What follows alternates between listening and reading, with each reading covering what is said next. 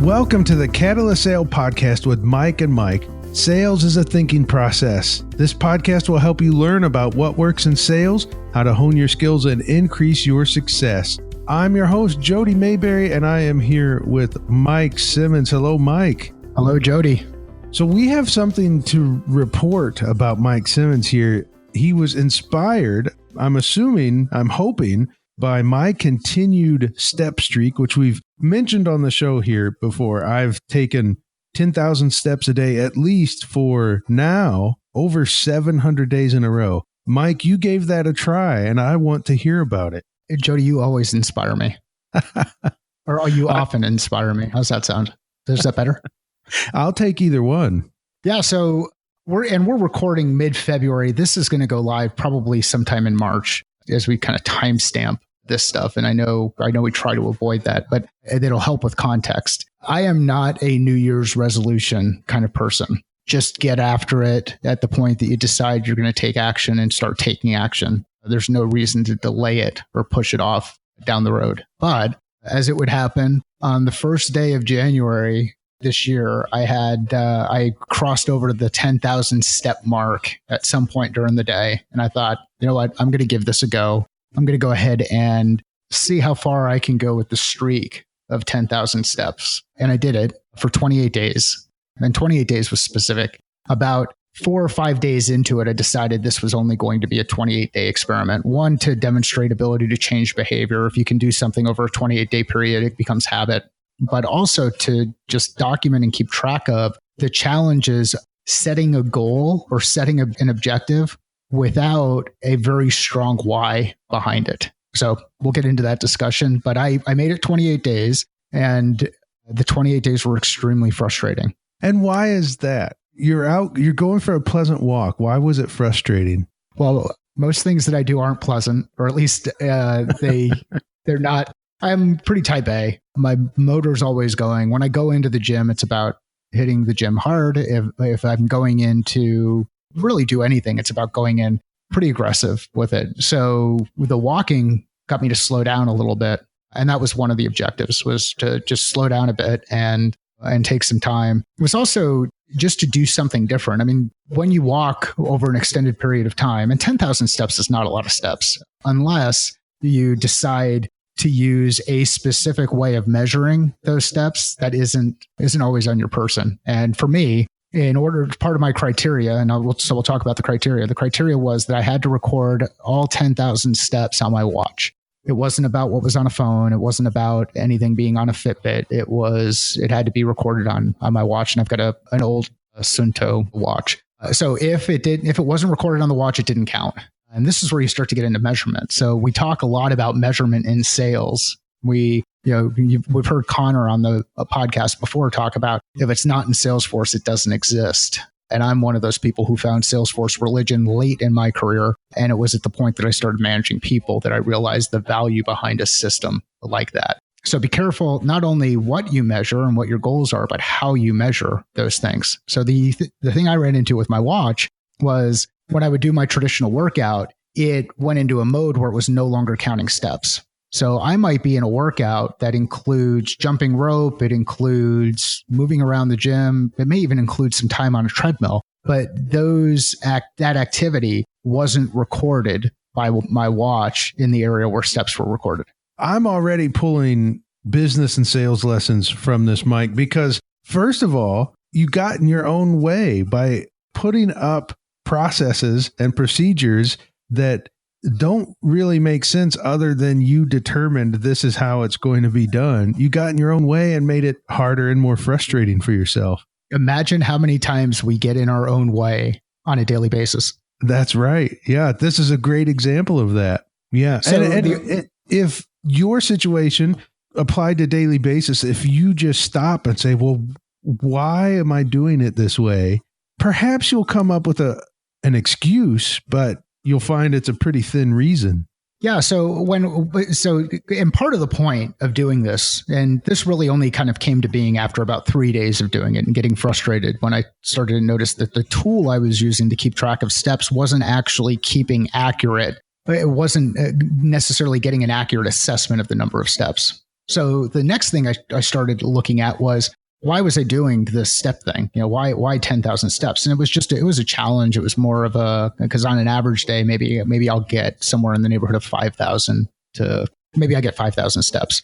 And actually on an average day with my watch, I might only get 3,500 as an example. So I put a barrier in there that really didn't have an impact on the result, other than it was how I chose to measure it. So the takeaway here should be careful how you decide to measure success in your organization on any new implementation, any new instance, any new objective that you're focused on. Start looking at it and say, are there multiple ways to measure success?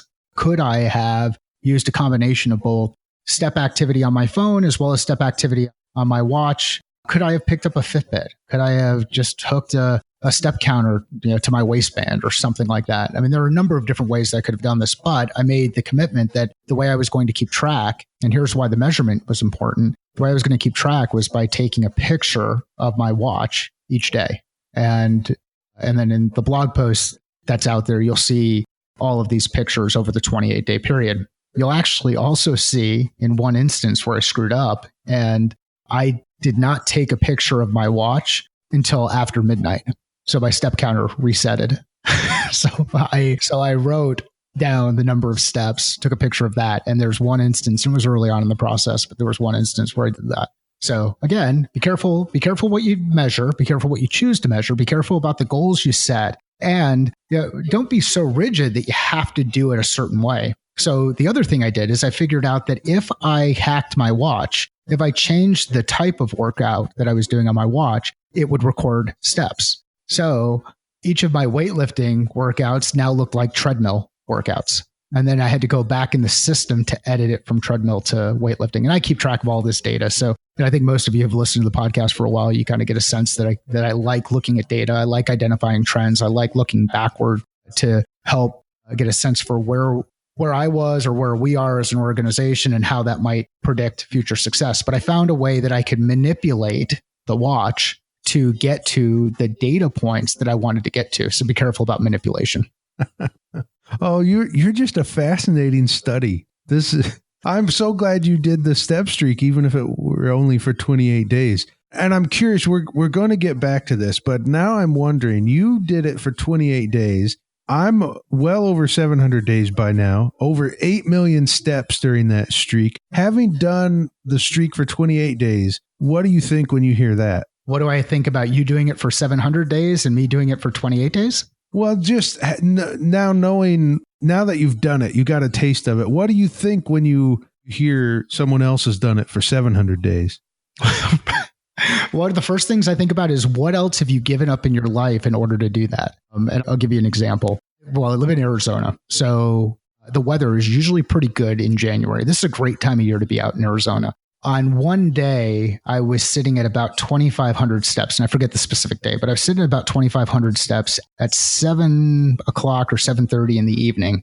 And it was just a long day of work, long day of stuff, may have been meetings. I forget exactly what was going on in that day. And we can go back to the blog post where, I'll have some of the details there. But I had 7,500 plus steps that I needed to get to in the next couple of hours, which is really easy to do. The problem was it was raining outside. It was windy outside, and there was lightning in the area. And when you get a storm like that in the wintertime in Arizona, it just comes down pretty hard. And when you're so used to not having to deal with weather, which I know, Arizona problems, going out and walking in the rain, feeling like the postman, neither rain nor wind nor snow or rain or shine, or however that saying goes. Anyhow, I was determined to get through the steps. So after the lightning started to get so close to the house that I thought, all right, probably not smart for me to be out here and get struck by lightning, I had to go and walk around the house. And I had the dog looking at me like I was crazy. He had no idea why I was walking around in circles inside the house.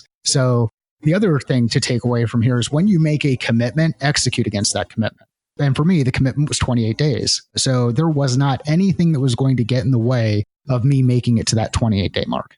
That's good. And I was leading you somewhere by asking the question. I wasn't looking for a pat on the back, which it might have seemed by the way I was asking. But there were two things that I was trying to lead us towards. And one is that quite often people whether we're in sales or whatever our role is, we see what other people have accomplished and then compare ourselves to that, because it's a big leap to go from 28 days to 700 days. And so for one, there's two parts. You can say, gosh, that's what Jody's doing, so I'm going to do that, even though you don't have any basis for why it fits for you. That happens in sales, and that happens in our careers a lot. And then two, it's real easy to look at somebody that's been doing it for a long time, and then you try it and it's frustrating. The 28 days are frustrating to do. I actually found the first 30 days were hard. The first 100 days were hard. After that, it's just a piece of cake. But somebody can do it for 28 days and get frustrated and look at 700 and think, gosh, why is it so hard for me? It's not hard for them. Well, our careers are the same way. We often will compare our beginning to someone else who's in the middle or later stages of their career and say, why am I not like that? This guy that's done it 700 days in a row, how can he make that happen? And for me, it's frustrating. I get scared by lightning, that sort of thing. Yeah, somebody introduced me to Dr. Jordan Peterson recently, and I know he's gotten a lot of press on both the book that he's got on the 12 Rules of Life and some of the activity that he's had and vocal nature about some of the topics that he's discussed. And we won't get into those today. But one of the things that he highlights in his book is the idea of you don't measure yourself against others. Measure yourself on how you've improved each day, which I know really it sounds really fluffy. And for someone who's as competitive as I am, and as most of you are out there, we're always competing against others. We're always competing against a number. We're competing against family. We're competing against friends. We're competing against others inside our organization.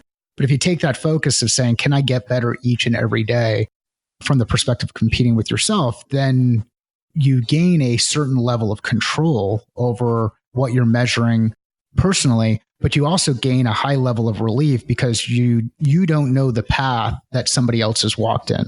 So, and I know I poked fun a bit here, Jody, when I said, I don't know what else you're giving up, but I can tell you that there were multiple times throughout this streak of 28 days, which again was defined. I mean, that was intentional just to say, hey, can you do, because if you can do something for 28 days, you can do that for any period of time.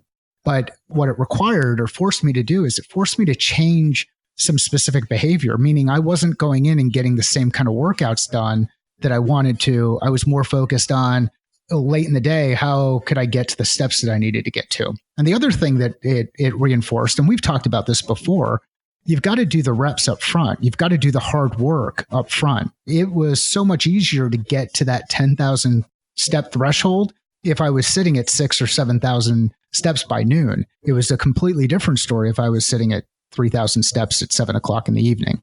So do the work up front, plan your day appropriately and do the work. Now, the other person who benefited or thing that benefited from this 28-day experiment was the dog. He was loving it. He not only did he get walks during the day, or at night, which is when he usually gets walks. He also got some walks during the day. Yeah. Yeah.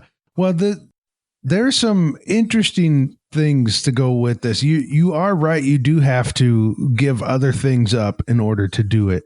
But if you know what your outcome is and you know why you're doing something, whether it's a step streak or otherwise, then it's worth it to give things up. And it's hard to give things up if you don't know why. The other things become more attractive. But you go as long as I have, and people find out, and then they'll like Lee Cockrell. He's been a guest on the show.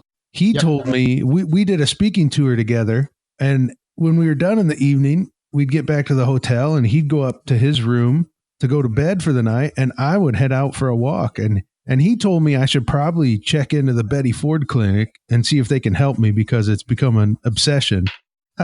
So there are things like that. And recently somebody said, why would you do it? You've done it for so long, why would you do it when you're sick, when you're hurt, things like that? That's putting the streak above your own personal health. And I've actually never seen it that way, because I've always thought it is putting my health first. If I say, I don't care how I feel, what hurts, if I have the sniffles, if I have a fever, it doesn't matter. I'm going for this walk, because that I've always felt that just is a way for me to say, no matter how I feel, I'm going to do what needs to get done. Now, Mike, you already have a commitment like that in your workouts.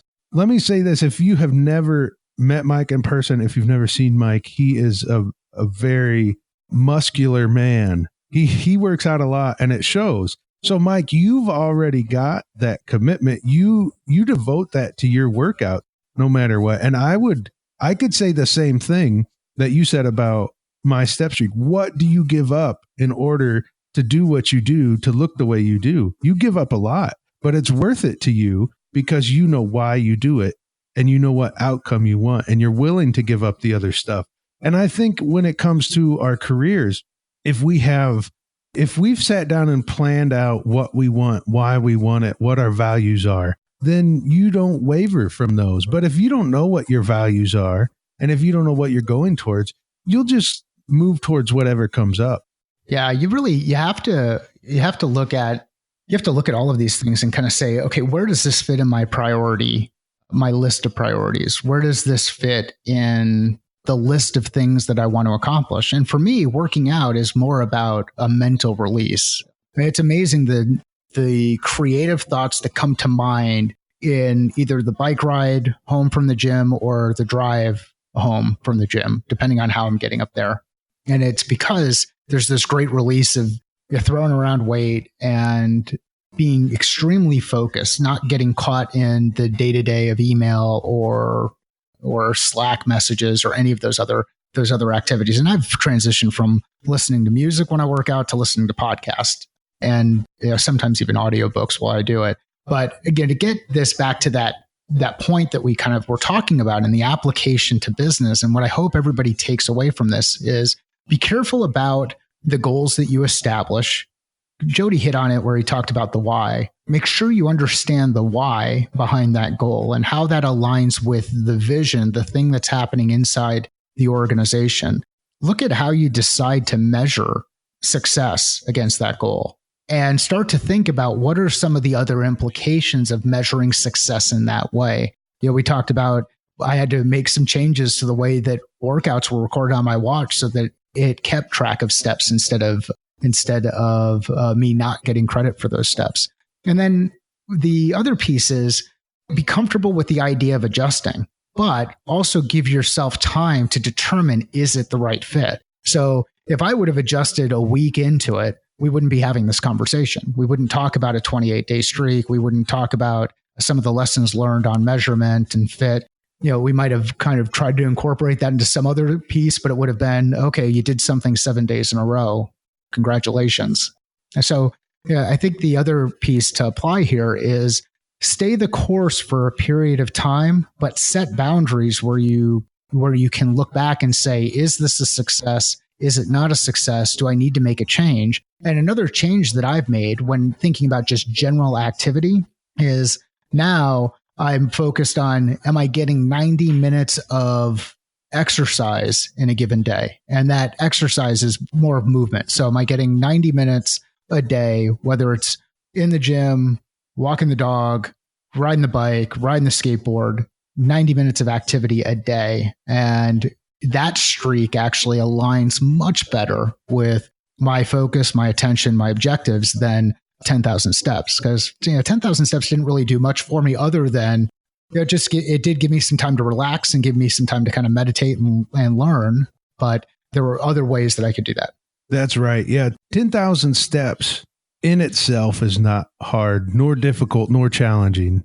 But it's what you make of it.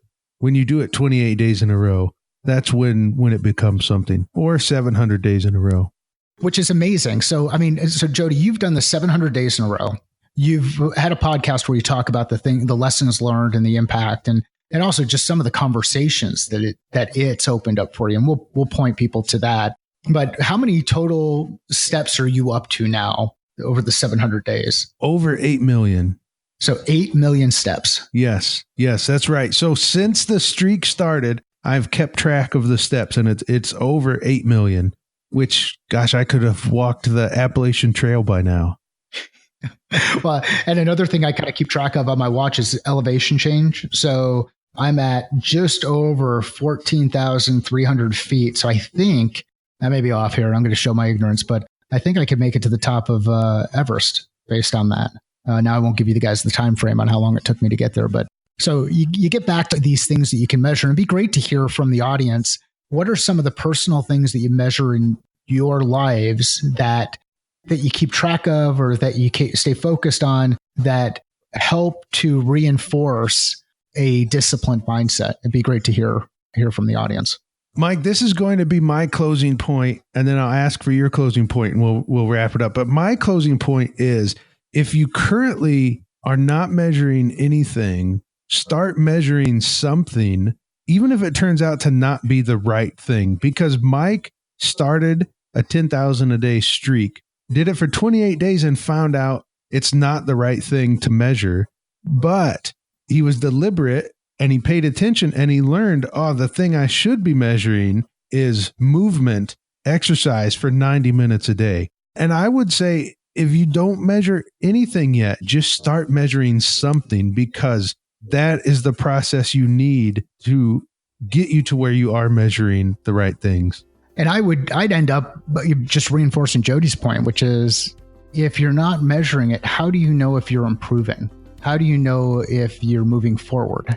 How do you know if you're not, as I speak in double negatives here, but how do you make sure that you're not just moving around in circles and just a hamster on a wheel? So be careful about what you measure. Be careful about how you measure. Be ready to adapt and iterate, and be ready to make changes when the time's right.